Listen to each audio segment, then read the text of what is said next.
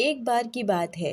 महाराज केसरी कहीं बाहर गए हुए थे। माता अंजना बालक को पालने में लिटाकर वन में फूल लेने चली गईं। बालक हनुमान को भूख लगी तो माता की अनुपस्थिति में वे हाथ पैर उछाल उछाल कर खेल रहे थे। सहसा उनकी दृष्टि प्राची के दीक्षित पर पड़ी। सूर्य उदय हो रहा था। उन्होंने सूर्य के बिल्ब को लाल फल समझा। वायुदेव के वरदान से उत्पन्न बालक हनुमान जी ने तुरंत यह देखकर छलांग लगा दी और सीधे सूर्य देव की ओर उड़ चले। आकाश मार्ग से जाते हुए उन्हें अनेकों देवताओं ने देखा। वे सब विस्मित होकर आपस में बातें करने लगे। जरा देखो, इस बंदर के बच्चे को सीधा सूर्य के ओर लपक रहा है। इतना वेग तो स्वयं भगवान वायुदेव में भी नहीं है। चलो इंद्रदेव के पास चलते हैं। उन्हें इस बात की सूचना देना बहुत जरूरी है। सभी देव इंद्रदेव के पास पहुँचे, उन्हें सारी घटना सुनाई। यह सुनकर इंद्रदेव क्रोधित हो उठे और बोले, मैं देखता हूँ कि यह बंदर का बच्चा कौन है। मैं इसे अभी मजा चखाता हूँ। बालक हनुमान जी सूर्य के नजदीक पहुँचे। यह देख सूर्य देव को बड़ा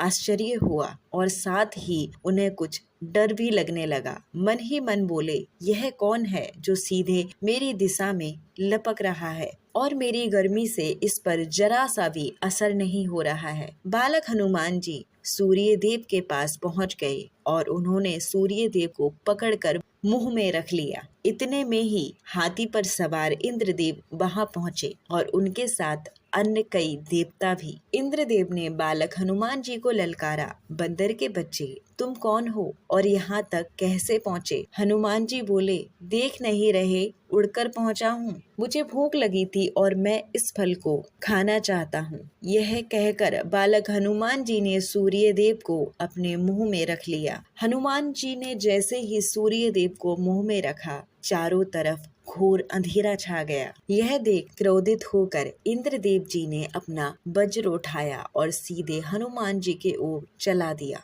वज्र सीधे हनुमान जी की ठोड़ी पर आकर पड़ा, जिससे बालक हनुमान जी की ठोड़ी जख्मी हो गई और वह मूर्छित हो गए और सूर्य का गोला उनके मुंह से बाहर आ गया। अपने प्राण प्रिय पुत्र को वज्र के आघात से मूर्छित देख वायुदेव इंद्रदेव पर अत्यंत क्रोधित हुए। शक्तिशाली वायुदेव ने अपनी गति रोक दी और वे अपने पुत्र को लेकर पर्वत की गुफा में प्रवेश हो गए। फिर तो त्रिभुवन में समस्त प्राणियों के श्वास आदि का संचार रुक गया। प्राण संकट से भयभीत इंद्रदेव, गंधर्व, असुरनाग आदि जीवन की रक्षा के लिए ब्रह्मा जी के पास गए। ब्रह्मा जी सबको साथ लेकर उस पर्वत की गुफा में पहुँचे, जहाँ वायुदेव अपने पुत्र को गोद में लेकर पत्थर से सटे दुख के आंसू बहा रहे थे। मूर्छित हनुमान जी की सूर्य अग्नि और स्वर्ण के समान अंत क्रांति देखकर ब्रह्मा जी चकित हो गए। अपने सम्मुख ब्रह्मा जी को देखकर वायुदेव पुत्र को लेकर खड़े हो गए। उस समय हनुमान जी के कानों में अलौकिक कुंडल हिल रहे थे। उनके मस्तक पर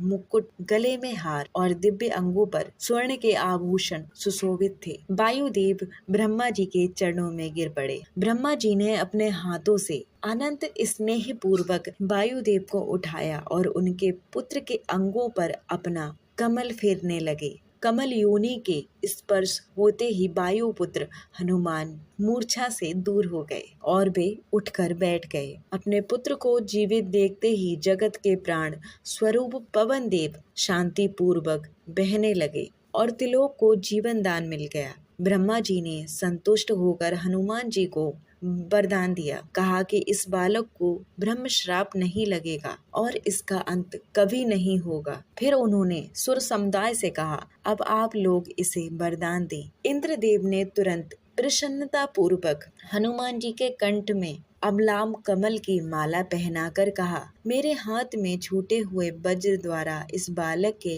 अनु टूट गई है, इसलिए इस कपि श्रेष्ठ का नाम हनुमान होगा। इसके अतिरिक्त इस बालक पे मेरा वज्र का कोई भी प्रभाव नहीं होगा और इसका शरीर मेरे वज्र से भी अधिक कठोर होगा। वरुण देव ने कहा, मेरे पास और जल से यह बालक सदा सुरक्षित रहेगा। कुबेर ने कहा, युद्ध में इसे कोई परास्त नहीं कर पाएगा, मेरी गदा से यह सुरक्षित रहेगा। विश्वकर्मा बोले, यह बालक मेरे द्वारा निर्मित समस्त दिव्य अस्त्रों से सदा सुरक्षित रहेगा, दीर्घ आयु रहेगा। तो प्रेम से बोलिए जय श्री राम, जय हनुमान।